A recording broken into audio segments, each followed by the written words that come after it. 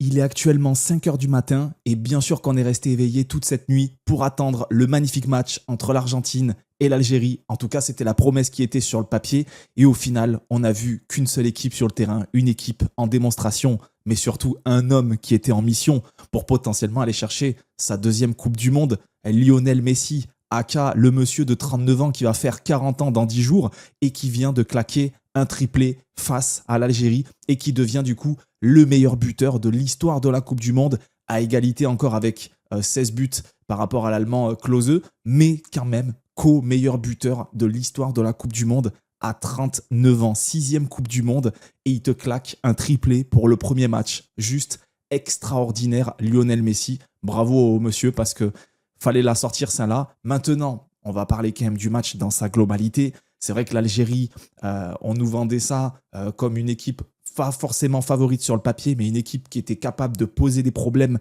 à cette équipe d'Argentine. Et aujourd'hui, c'est pas du tout le bon visage qu'on a vu de l'Algérie. C'est un visage timide, un visage tremblant, un visage qui ne savait pas quoi faire, qui s'est retrouvé malmené dans le jeu, que ce soit au milieu de terrain ou face aux offensives de l'Argentine. Et c'est bizarre, peut-être un peu de stress, un peu d'appréhension aussi par rapport à cette Coupe du Monde, ou tout simplement pas assez de qualité pour aller embêter cette équipe d'Argentine qui est, je rappelle, championne du monde sur la précédente édition en 2022. Je fais juste une petite parenthèse, hein, si je parle doucement, que j'ai pas allumé les lumières, etc., c'est que j'ai madame qui dort derrière. Si je fais trop de bruit, je suis mort. Donc j'ai envie de tenir à ma vie. J'avais envie de regarder quand même Messi jouer et pouvoir parler de sa prestation XXL. On va faire un petit tour rapidos sur les statistiques. On va pas trop traîner dessus. 48% de possession pour l'Argentine, 52% pour l'Algérie. Je pense que c'est notamment en deuxième mi-temps, ouais, effectivement, où l'Algérie a un petit peu plus tenu le ballon, notamment à la sortie de Lionel Messi, où après l'Argentine s'est contentée de maintenir son score de 3-0. Il y a eu combien? Il y a eu 10 frappes pour l'Argentine face à 7 pour l'Algérie. 7 frappes pour l'Algérie, 0 cadré. 4 frappes en première mi-temps, 3 en deuxième, ok. Ouais, 10 pour l'Argentine, 6 cadrés, et dont 3 buts. Et il faut voir la masterclass des buts qui ont été posés aussi, parce qu'en soi, ils sont venus avec un 4-2-2-2 assez classique, une équipe qui est quand même très solide sur le papier. L'Argentine, ils ont un effectif de fou. De toute façon, dans la continuité de 2022, c'est vrai qu'on ne les attendait pas ici comme le gros favori parce qu'on cite toujours l'Espagne, l'équipe de France. Mais en soi, je suis désolé, l'Argentine sur le papier, qu'est-ce qu'elle a de moins bien qu'en 2022?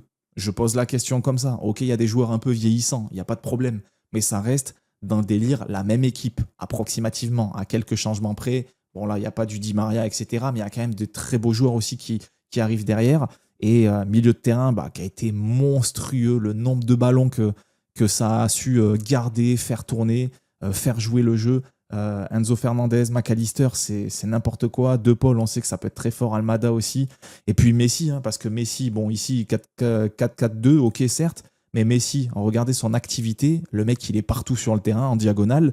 Et voilà, aujourd'hui, on va parler de lui en priorité parce que triplé, premier but stratosphérique. Alors, erreur de la défense algérienne. Je ne sais pas c'est qui, je crois que c'est Mandy qui aurait peut-être pu, on va dire, aller l'agresser sur la frappe. Messi qui est tout seul à l'entrée de la surface, qui envoie une frappe croisée, pleine lucarne. Lucas Zidane complètement battu. Je n'ai pas compris d'ailleurs son arrêt qui est pas bon. Pour le coup, la main n'est pas suffisamment ferme. Donc déjà, premier but de Messi, bombasso, incroyable. Deuxième but, frappe, si je dis pas de bêtises, c'est la frappe à ras de terre de McAllister qui est contré, qui est arrêté par Lucas Zidane, repoussé, Messi tout seul, qui a plus qu'à pousser au fond du filet. Et troisième frappe à l'entrée de la surface, je crois. Messi, encore une fois, frappe à ras de terre, juste parfaite. Non, ce soir, il a tout fait, il a distribué le jeu, puis surtout dans les buts qu'il a mis et dans les occasions dangereuses de l'Argentine ce soir. Ce mec-là est au départ de quasi toutes les actions. Faut quand même en parler. C'est qu'il joue devant, mais le mec, il joue au milieu de terrain. Il part sur un petit 1-2 classique, histoire de créer du mouvement, de créer le jeu. Et puis, il part en trottinant devant, tranquillou, le temps que le jeu se fasse, parce qu'il sait que toute l'équipe va jouer autour de lui. Toute l'équipe, t'as compris qu'ils veulent jouer pour Messi, et ils voient que ça marche parce qu'il arrive à distribuer le jeu encore à 39 ans. Ce mec arrive à avoir la vision du jeu, une vision, j'ai l'impression de voir Hachito sur le terrain. Genre, il y a l'aigle qui passe et tout, il a la vision du terrain complet. Il sait exactement dans quel tempo mettre la passe à tel joueur. Il sait à quel moment accélérer le rythme. Il sait à quel moment temporiser. Il sait à quel moment il faut percer. Il faut percer une ligne, etc. Il est trop fort en fait. Pour son âge, il peut encore jouer dans un top pays, club européen. Clairement, s'il pouvait venir faire une petite dernière saison au Barça en vrai, juste pour le kiff, ça serait incroyable. Mais vraiment, non, Messi, la prestation qu'il fait, elle est XXL. Alors certes, ça manquait d'adversité en face. Je vous l'accorde. L'Algérie, ça a été assez scandaleux. Je pense que les supporters algériens, si vous passez par là, je pense que vous-même, vous risquez d'être très dur avec votre équipe, pour sûr. Parce que vraiment, j'ai pas compris la prestation proposée. Ok, l'Argentine, c'est très fort. Mais franchement, il y avait peut-être mieux à faire. Un petit coup de fierté, là, un petit coup de fierté DZ. Peut-être on aurait pu faire mieux. Là, j'ai pas compris. Vraiment, j'ai pas compris. Mais vraiment, Messi, ce qu'il a fait, XXL. Vraiment XXL. Après, comme j'ai dit, il n'est pas seul dans son équipe. McAllister, Enzo Fernandez au milieu, le taf qu'ils ont fait, il est monstrueux aussi. Hein. Et puis pareil avec De Paul, etc. Ça a été quand même assez incroyable. Pareil pour l'entrée de Nicolas Gonzalez, pareil, qui a fait une très bonne entrée pour le coup, récompensée d'une passe D d'ailleurs aussi. Mais dans la globalité, leur équipe, l'équipe d'Argentine, a été très soudée collectivement. Et on l'a vu, hein. Franchement, une fois qu'ils ont la balle, pour venir gratter le ballon, bon courage. Ça va être très très compliqué de les arrêter. En vrai, ils font peur. Ils font peur. Vraiment, ils font très très peur au vu de ce qu'ils ont proposé. Ce n'est que le premier match. Il faudra voir les suivants. Mais c'était quand même l'Algérie en face. C'est pas non plus la plus petite équipe du mondial. Je pense pas que ce soit la plus petite équipe non plus de leur groupe, puisqu'il y a la Jordanie quand même. Mais c'était une masterclass de Messi et de tous ses compagnons qui ont joué vraiment pour lui. C'était vraiment tout pour Messi. Et lui, il était à partout, à la création de l'action, à la finition. Chapeau bas. J'ai pas grand-chose de plus à ajouter. Monstrueux. Donc du coup, l'Argentine, qui est premier de son groupe, avec un +3 quand même, en attendant le match de l'Autriche et de la Jordanie.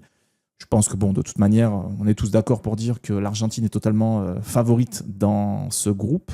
L'Algérie, attention, parce que du coup, c'est quand même l'Autriche derrière qui peut venir poser quelques petits problèmes. Je pense que la Jordanie, ça devrait aller. Deuxième match, l'Argentine affronte l'Autriche. Donc, si jamais l'Argentine gagne ce match, du coup, ça relance un peu le débat pour la deuxième place. Maintenant, il va falloir vraiment absolument se réveiller et proposer une prestation de meilleure qualité sur les deux autres matchs, et notamment au prochain face à la Jordanie, qui est un match beaucoup plus accessible. Et si tu ne gagnes pas ce match, c'est la honte. Vraiment, c'est la honte. La Jordanie, je crois que c'est leur première Coupe du Monde de l'histoire, si je ne dis pas de bêtises.